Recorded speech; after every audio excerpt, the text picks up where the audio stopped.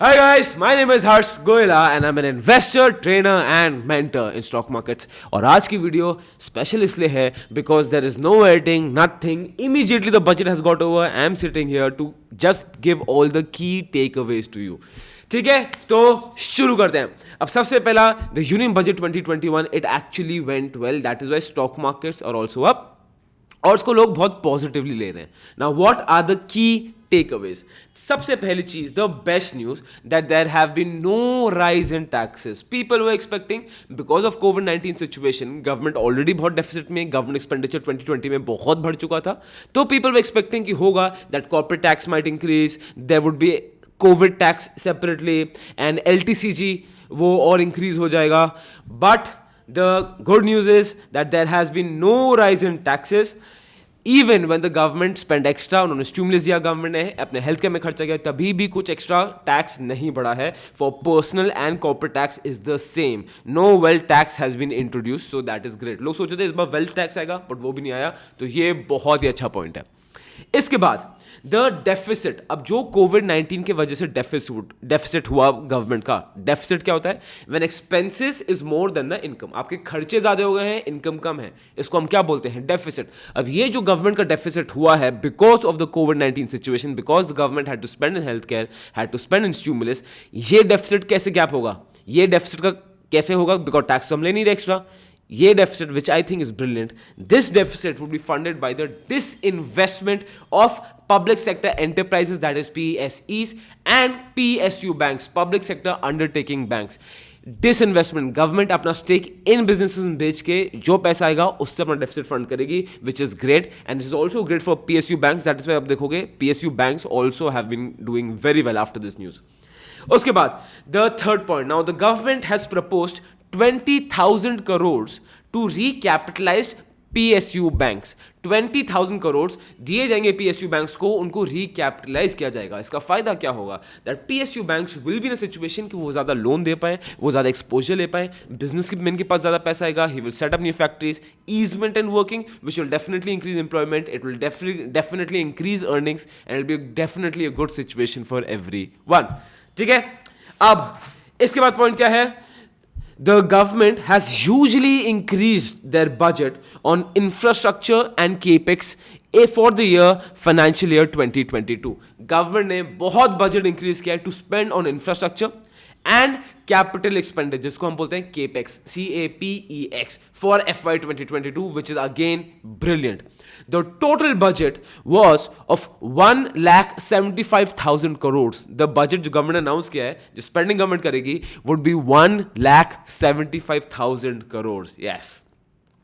उसके बाद the another good news for stock markets is that government has increased the foreign direct investment limit in insurance company from 49% to 74%.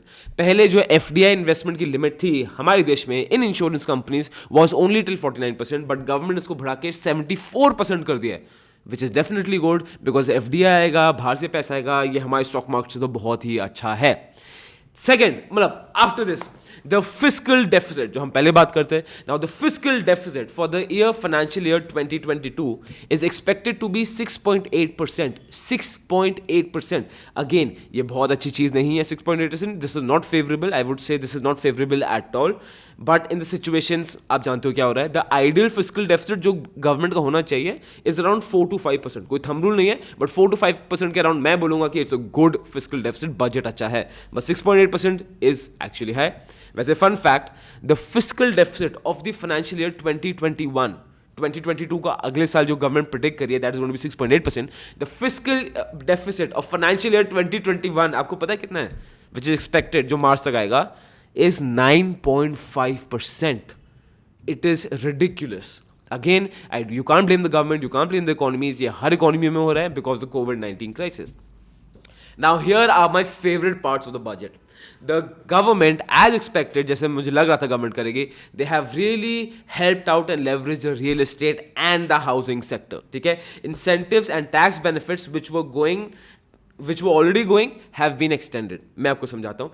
Real estate और housing sector में government ने already ही tax benefits दे रखे थे, which have been again pushed for another year. इस साल भी इन द फाइनेंशियल ईयर 2021 भी आपको वो सारे बेनिफिट्स मिलेंगे. बेनिफिट क्या है? सबसे पहले benefit, people who take home loans, जो लोग होम लोन ले रहे हैं, द इंटरेस्ट, जो लोन पे इंटरेस्ट देना है, that interest is deductible up to 1.5 lakhs from your tax. वो आपको tax exemption मिलेगा if you take home loans. ठीक है, your interest up to 1.5 lakhs would be exempted in your tax. You would get a tax exemption for that, which is brilliant. ठीक है, इसके बाद affordable housing. Now जो भी affordable housing projects होते हैं, जो भी अफोर्डेबल कंस्ट्रक्शन कंपनीज हैं, दे डोंट नीड टू पे tax for another year. The government says it, they are on a tax holiday. They don't need to pay tax for another year.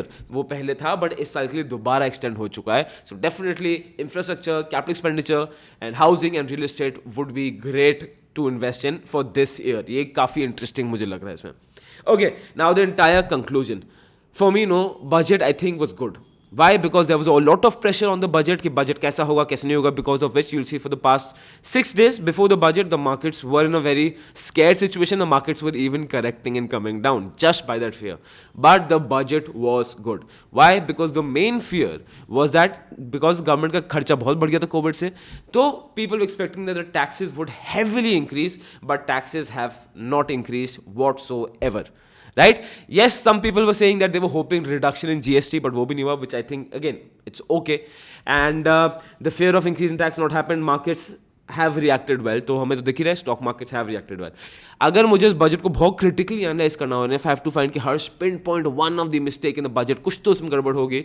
Again, हर चीज़ के pros और cons होते हैं. For me, I would say that शायद इस budget में कुछ नया नहीं आया. मतलब you know that push, that hope, वो ऐसा कुछ नहीं आया. It was normal and yes what the country needed the budget give that, but कुछ extraordinary out of the blue नहीं आया कि यार अब सब चेंज हो, तो ऐसा शायद कुछ आया नहीं.